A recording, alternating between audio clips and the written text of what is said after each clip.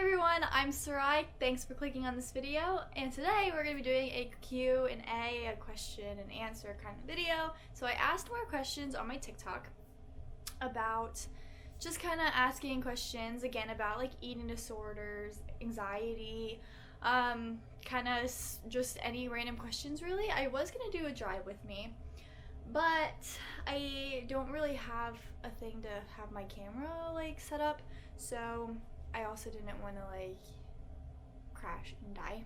Maybe eventually I'll do that, but I have tons of questions here on my TikTok. So obviously I guess TikTok isn't banned quite yet, so while it's still here, make sure you go follow my TikTok because that's where a lot of my content is. So, and of course I'm going to be posting a lot more on here, but anyway, let's get started with the questions. So this is definitely something I wanted to, this is not anything to do with like eating disorders or anxiety, but I thought this was like kind of an interesting, nice question. What's your favorite part of talking to your audience, and what's your least favorite part? The best part of it, I think for me at least, is making videos for people that are inspiring and that inspire them, because being able to read those comments like, oh, this video helped me, or you're so inspiring, like that literally just makes me so happy, and I love that so much. The least favorite part is I haven't really gotten a lot of hate, but I have gotten a couple like here and there, whatever. I don't really care, but that's the whole thing about, you know, putting yourself on social media, and once you get like a platform of some sort, it's gonna happen. So it's there's no way around it, but that's probably like my least favorite part. Next question is, how do I improve my body image and confidence? So I kind of touched base with this comment on my previous Q&A that I did, but one thing that I always did was always make sure you're in something comfortable, that something that doesn't make you feel like leggings, for example. I feel very comfortable in leggings even when I'm having like a bad image day. To me, wearing something a little more tight and form-fitting, I feel more comfortable and better in, I guess. But some people can be totally different. You know, there could be sweats and a hoodie. Always try to be comfortable. Or wear clothes that make you feel confident in yourself. I know, like earlier I had a skirt on. Like skirts make me feel very confident and comfortable with myself, so that was one way that really helped improve, because I was wearing clothes that suited me like comfortably, I guess. Another thing I did was writing down how I felt about my body that day. Say if I was having a bad body image day, of course I would write down how I was feeling and just kind of getting whatever was literally in my mind or on my chest out of my mind. You kind of just want it gone. So it's like writing it down is a good way to kind of get it out and kind of express yourself in a way, especially if you don't feel or don't want to talk to anybody. At least you can write down how you're feeling. One thing I really enjoyed when I would write down my feelings is write them down, rip the page out, and rip it all up. Like literally like rip it all off, like up. Rip it all up, because then to me that was like very therapeutic, like literally just ripping and tearing the paper and like throwing it in the trash like it never even happened. I know, kind of cliche, but it worked, and I think that really helped, was writing down how I felt about myself. Do you ever have bad days? Yes, I have bad days. There are definitely some days where my body image is just like bloop down the drain. It's not good. I've noticed, and I'm trying to work on this, is the days that I don't work out, I tend to have a little bit worse body days, which is fine and which is normal, but I'm working on it. And I think that can kind of be like a normal thing for a lot of people, which I've seen and heard a lot of people kind of mention that is when they're not working out. But I think it's normal. I mean, it is normal. It's totally normal to have those days. And again, writing down how I feel really helps overcome those days. This is a really good question. I have gotten this question quite often, even just within my comments, is what motivated you the most to start recovery? I I honestly just wanted to have a normal life. I hated living in this life of constant fear and constant hatred of myself, and I was tired of just surviving. I wasn't even living, I feel like. And I've heard a lot of people say that, and I think it's true. Like, you don't even feel like you're living the life you want to live, obviously, because like you're not being able to do a lot of those things that you want. But I just wanted to feel normal. I wanted to feel something again. And having that voice in my mind of my eating disorder just telling me otherwise was honestly the worst feeling I could possibly have had. But I knew I couldn't live like that forever. I was just sick and tired of having that constant voice like pushing back and forth. So I was like, I'm done, I'm over it, and I'm gonna start recovery, and I'm gonna get better, and I'm gonna live life without my eating disorder. And that's what I'm doing, and I love it. Ugh, coffee's so good. But it's not a meal replacement. You still need to eat. It's a good beverage to have. How often do you work out? So now that I'm recovered and I have a much better mindset of working out and moving my body for the right reasons, I work out 5 times a week. And on my rest days, I do just kind of like go for a walk because I do have a dog, so I do have to walk her. But I work out 5 times a week, and I do HIIT workouts, and I do kind of like weightlifting, but I literally just have a 10-pound dumbbell, and that's like all I use. But to me, that feels like a complete weightlifting because 10 pounds to me is still a lot. But I love working out. I enjoy it so much now that I'm doing it for the right and correct reasons. I'm doing it because it makes me feel good physically and mentally. I realize that working out has made my anxiety so much better. And this is one video I really want to do, is my fiance talking about how he thinks working out has really helped my anxiety, and it helped me mentally, because he even said that he has seen such a huge difference since I've been working out. And I have started working out from like the first couple of weeks of quarantine when we had to stay home, and I love it. I love every second of it. I enjoy working out so much now. This one I think is very interesting. I really actually think she worded this perfectly as well. Did you ever try to better yourself to get the satisfaction of others? Example, like becoming prettier to get the attention from like a certain boy or somebody, and how to stop it? A little bit. I will say that I did a little freshman year. Of course, freshman year is just hard. Freshman year was okay for me. Middle school, I think, is what was one of my worst 2 years of my entire life. I hated every second of it. That's when my eating disorder developed.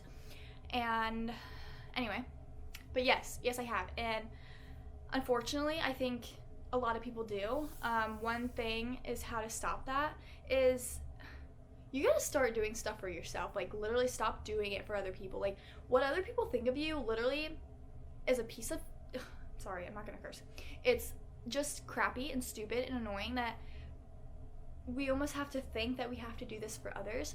Like, our just ourselves. We are, I don't even know how to say this, because this topic kind of does make me a little annoyed. It's like society, you know, like we do stuff for society, and that's really annoying. So hence we are doing it for other people, which I think really needs to stop.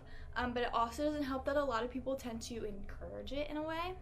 I'm gonna take a sip of my coffee because I need it. I'll be saying this a lot, but I think it's so important that writing down on maybe why you think you're doing that for somebody else, and write down how you think that person is reacting to that. Like, write it down and just think and kind of think it through. Like, why am I doing this? Like, why am I doing this for somebody that you're probably not even gonna see in a couple of years? Like, I don't even talk to anybody in my high school anymore. And like, it's like, why would you try to change your body or dress a certain way for this boy, or to impress this girl that you want to hang out with, or some type of way. Like, it's just honestly, oh, it's so annoying.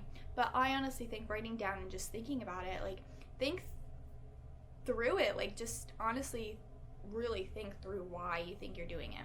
This is another huge thing, is, did you experience bloating and trapped gas during recovery? Yes, yes, yes, yes, yes, honestly. I still struggle with it from time to time. I had gotten gastroparesis, which I still struggle with on a daily basis.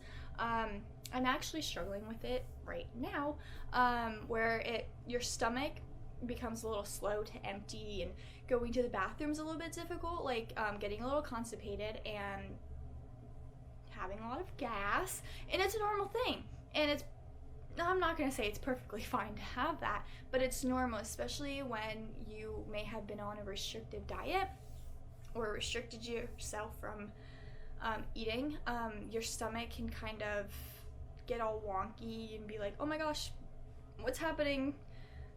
All this stuff is really weird. Like, okay, yeah. Anyway, yes, I did experience it. It does get better. It gets worse before it gets better, unfortunately. But especially for gas, if you are able to take Gas-X, I definitely recommend it. It really, really helps, especially like with cramping and stuff. When your stomach is really bloated, sometimes you can have like cramping. Gas-X really helps. Hot, like compressing stuff, like a heating pad or like a really hot towel, putting it on your stomach and kind of massaging your stomach really helped me, and it still really helps me to this day. I thought this one was cool. So, what's your favorite food? Almost everything now. I have such a good, much better relationship with food now. But I am Hispanic, so I love rice and beans. I always have loved rice and beans, even during like when my eating disorder was like really bad. That was like one of the foods I just always really enjoyed and never had like an issue with eating, I guess. But I really do like it. I do love mac and cheese. I love chili. I make chili on a lot. I really enjoy chili. I like smoothies. I like bananas. I love all types of fruit. That's going into a lot more broad stuff. But anyway, those are a few of my favorite foods. So, oh, and I love shepherd's pie. Just had to put that out there. How did you overcome with the fear of gaining weight during recovery? And knowing that you had, meaning going into recovery, you were going to gain weight. So how I overcame that was, not only was I gaining weight, I was gaining my life back.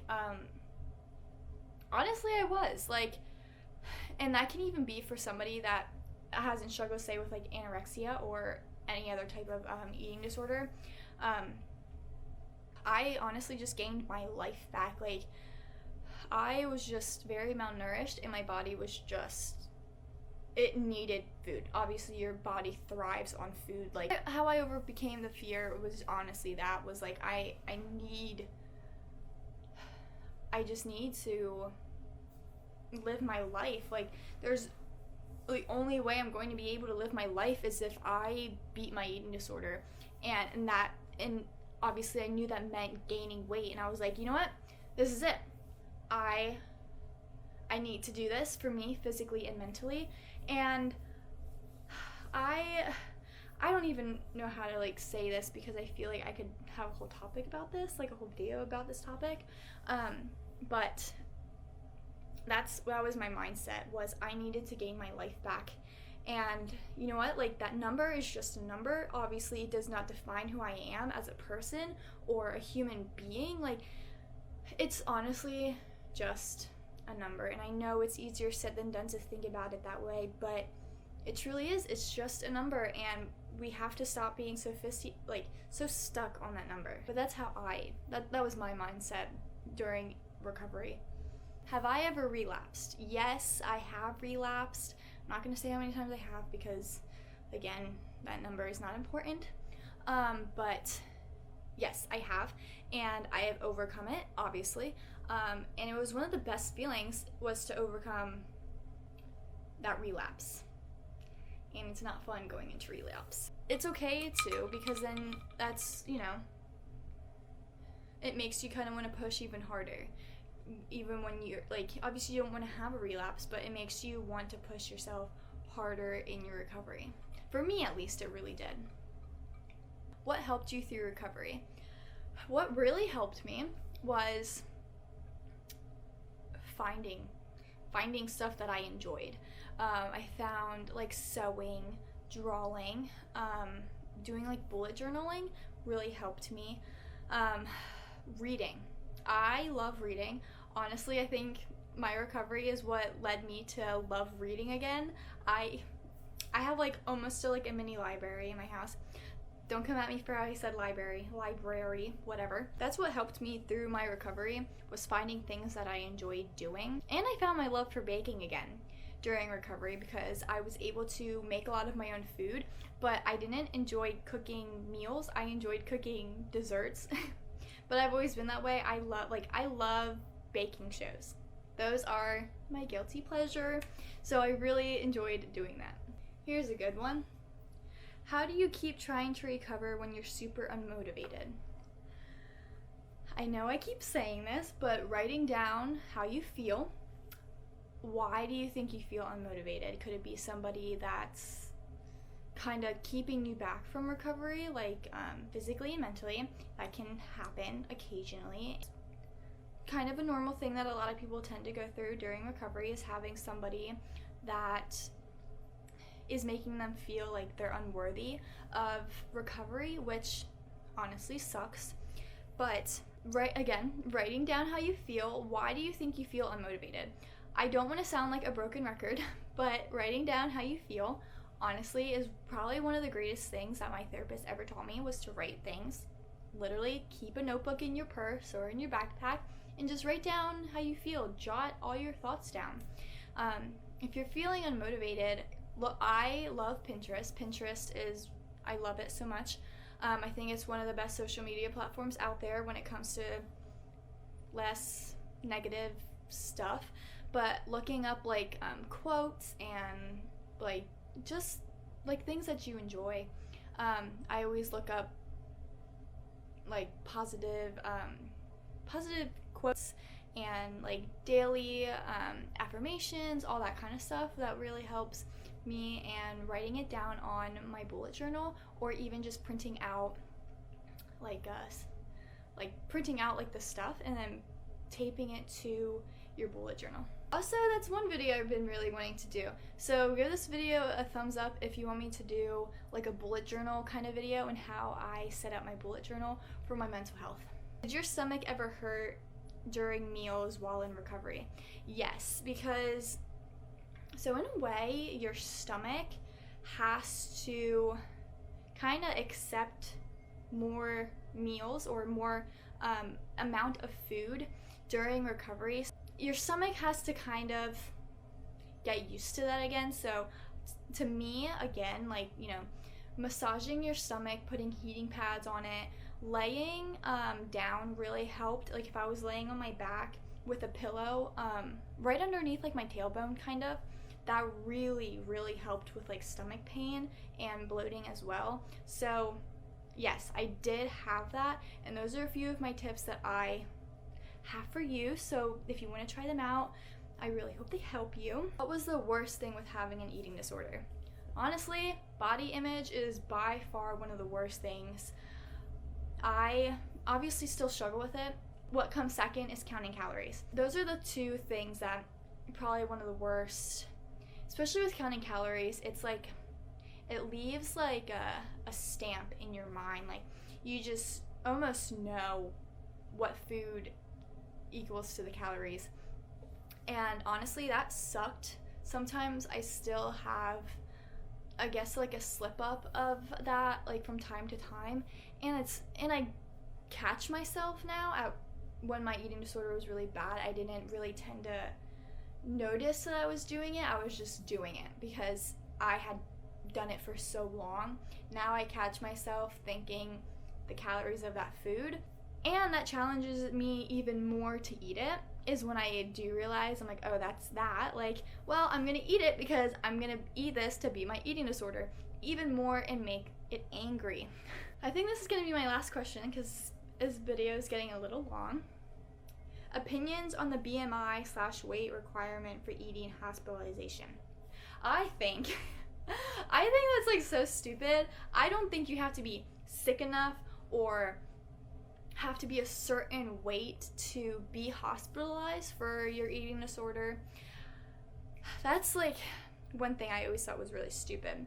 I think if you know that you need help professionally and want to be hospitalized for your eating disorder, I think you should try to push as much as possible, because I honestly don't regret going into the hospital. I honestly think that's what made me so much stronger to recover, was like, I hate every second of it. I did hate every second of it, but I think that's what made me want to recover. Like, I don't ever want to get back to that point in my life, like, ever. So like, it just made me think, like, I can't be living like this forever.